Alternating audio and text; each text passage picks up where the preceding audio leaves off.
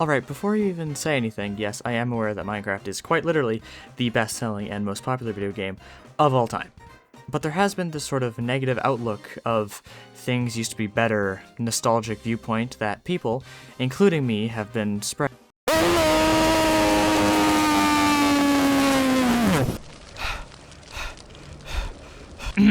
I may have hopped on the nostalgia bandwagon myself. Do not watch this video. None of my points really make sense. I haven't figured out an editing or art style yet. Just don't watch it. But the main points I see people spreading online is that 1. The updates don't hit as hard as they used to. 2. The game has lost its art style and identity.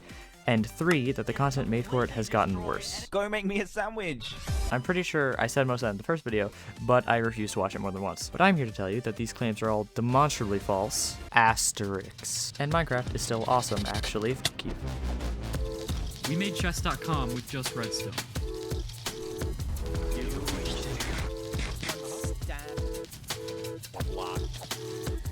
What is that? The look of that move, he played this game instead of having frenzy. There he started the round. One way. He forgot he could fly again. What's up there?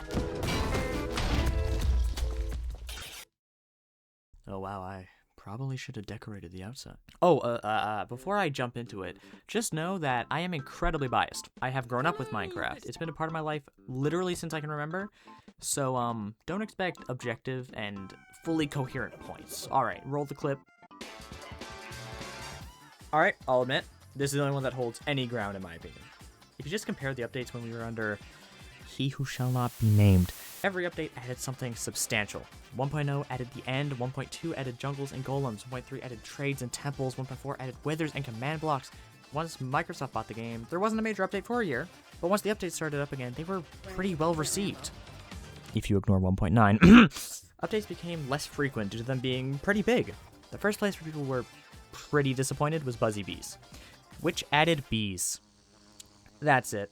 Then there wasn't anything for about 6 months until the Nether update came out, widely regarded as the best update in the game's history, completely overhauling the Nether and adding a new material. Then they announced Caves and Cliffs, completely overhauling world generation. Then when it came time to release it, they only added about a third of the things promised. They announced the full cave generation would be packaged in with the next update, almost 6 months later. Then 6 months after that, we got the wild update, a personal favorite of mine. Then exactly 1 whole year passed before archaeology and camels were added, which means technically, Caves and Cliffs took 2 years to release. After that, Mojang switched to smaller updates more frequently throughout the year. Frequently is a hard word, which sounds fine in theory. In-game! Don't you tell me how many calories I need! But the problem was that people felt these updates were a little underwhelming, to say the least. That's it? They added armadillos and wolf armor, which is practically useless. Then they added trial chambers. Okay, cool, we're getting back on track here. Then they added bundles, which was promised back in Caves and Cliffs, so I guess technically it was 3 years to release. Then the Pale Garden. Okay, cool. Then they retextured some mobs. Okay, I mean, I guess that's cool. Then Happy Gas. Oh, okay. I mean, they're like cute, not really useful, but okay, I'm just gonna say it. When I list all the updates out in a row like that, it doesn't sound that bad. But the problem is when you're waiting a couple months for an update, and then you hear that they're just adding new textures for some mobs, crushes your spirit a little bit, you know what I mean?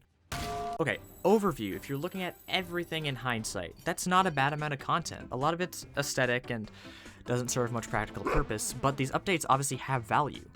But a lot of people seem to hold the opinion that these updates aren't really significant enough to warrant getting their own updates, right? And honestly, I tend to agree. Like, even the bigger ones, like Trails and Tales, didn't really add much if you think about it. It's all aesthetic, and again, those updates have value. But we were coming off the Deep Dark getting added, you know?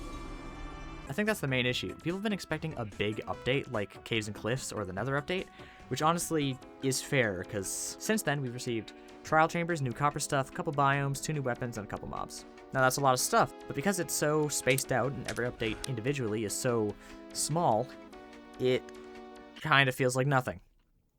People want a big game-changing update. If you go to any of Minecraft's social medias, it's a mass psychosis of end update cope.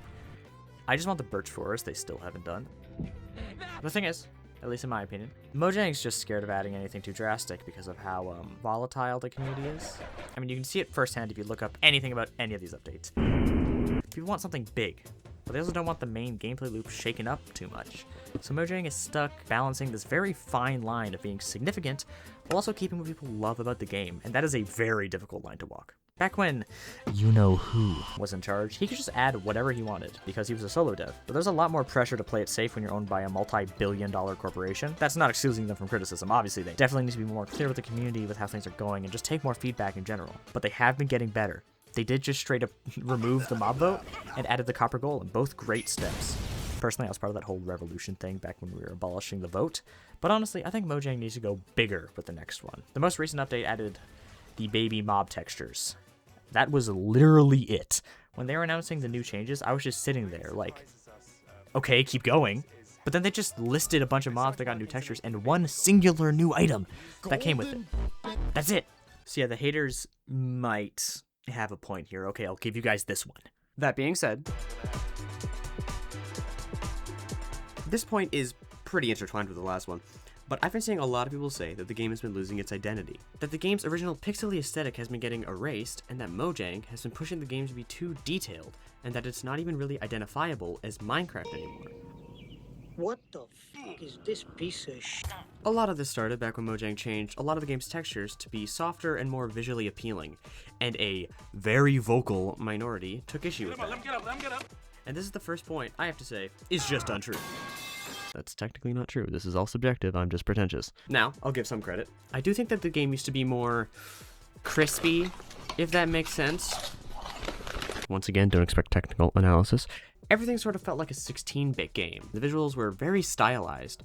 I mean, the grass used to be practically neon green before they had to tune it down. I do think that the art style was unique and appealing in its own ugly way. But have you seen the old Netherite texture? That needed to change. It's not just the textures either. People say that the mobs don't fit the game's vibe anymore, that they don't feel Minecrafty. I would like to counter that by saying nothing feels Minecrafty when it's added. Minecraft is unique as a game because it doesn't really have an intended effect. It's kind of what the person playing wants the game to be that makes it what it is. When a lot of people talk about the vibe, they mean the sort of eerie loneliness that the game used to have. And that's a valid opinion to hold, but that's also just their interpretation of what the game should be. That eerie feeling was a result of the low render distance, which was a technical limitation, not an intended aspect. And the vast, empty landscape, sure, was creepy, but that was because there wasn't really anything to do. And to me, the world feels so much more alive now.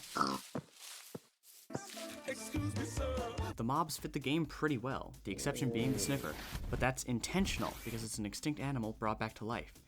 Still useless besides the 2 whole flowers. They've added the copper golem, Allay, warden, creaking, happy gas, camel, and there's more, but I forgot. And I'd argue they all fit the vibe pretty well.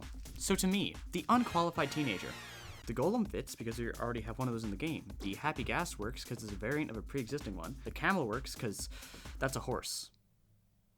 The ones that deviate from what is traditionally Minecrafty are the warden and creaking, who are much more horror-based, and obviously scary designs compared to the rest of the game. But, I don't know, I like them. Again, vibe is a very hard feeling to describe, but I really love the warden. He's so cool. But there are other people who hate it because it deviates from the art style, or because it's too strong to not offer a reward. That one's fair. You should probably get something for killing it. Which leads back to the fact that literally everybody wants something different. You cannot please everyone when your whole game's deal is that you can do anything and everything. I've been referring mostly to the people that miss beta and alpha Minecraft, but of course there are people who are most fond of the console editions or just miss the pre-1.9 combat. Identity is a very broad term, and everyone has a slightly different interpretation of what Minecraft's identity is. So I ask you, the viewer, what is Minecraft's identity at its most basic level? To me, Minecraft's identity is that you're in this massive, blocky world, and you can do whatever you want. That's always been the case. When you load into a new world, and you look around at the landscape, and see the endless potential for builds, that feeling that you can build anything and go anywhere is what Minecraft is to me. Got sentimental there, 6'7", Imaginative Ninja. 1, I am running out of places to stand, and 2, that last section was hell to write. But moving on, the most common complaint I see in regards to the content, man I hate that word, Little trouble there. made for the game, is that the content is way more corporate than it used to be. that the content's gotten more polished, but that everyone's just recycling the same formulas that are guaranteed to work, and that it just feels soulless and it doesn't hit the same. Look, I grew up with Minecraft on YouTube. Long before I actually played the game, I was watching the GOATs. Stampy, Popular MMOs, DanTDM, all great YouTubers, may they retire in peace. Except for Dan, he's still kicking. And maybe the biggest piece of evidence that people miss that era of content is the existence of LARP tubers. These LARP tubers are LARPing as these YouTubers, because as a community we miss that old homegrown feeling of YouTube, where it felt like it was just you and your favorite YouTuber.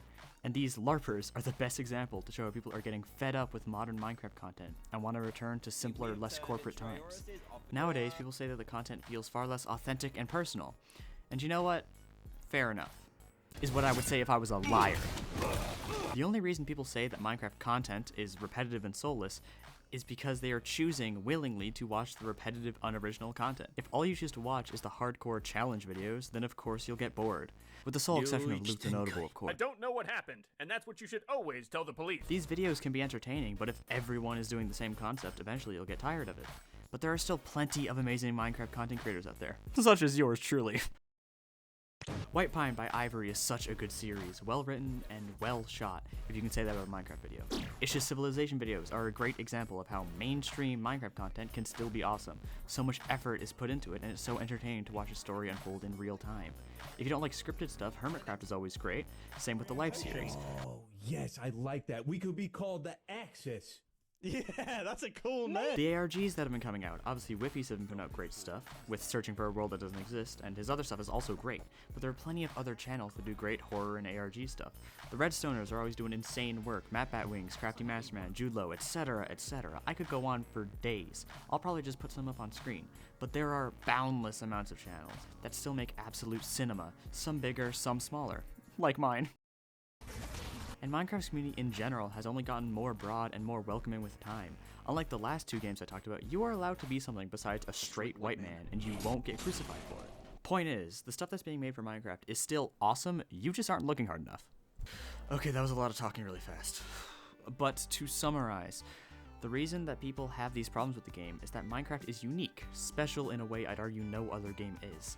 Because Minecraft isn't just a game. Minecraft is more than that. Minecraft is a form of expression.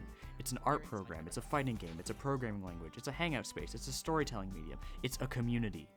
That might be the cheesiest thing I've ever said, my god. Whatever. The reason people have all these problems with the game is the same reason it's so great. The reason people have problems with the updates is that they feel insignificant, but really, the update was just catering to a different part of the community. They don't like the new textures or mobs because it doesn't fit with their vision of what Minecraft is, even if to others it's a large improvement. And they find new content stale because they want different things out of their content. There is no game that segments its fan base as much as Minecraft does, but that's its greatest strength. Minecraft is a different game to everyone that plays it. Minecraft is whatever you want it to be. When I play Minecraft, it is solely to goof around with my friends. Some of my best memories have been made on the game, and some people have those same fond memories, but they miss how the game used to be. And that's a valid opinion to have, but you can't say that the game is worse. Objectively, there is more stuff to do. The game has more possibilities than ever, and most importantly, what made the game so special is still there. This was a different type of video from the ones I usually make, so if you liked it, let me know. And if you disagree with anything I said, let me know in the comments. This is all subjective. I could just be wrong on these ones. Also subscribe and come back for the next one. Probably gonna be Roblox, but I'm not too sure.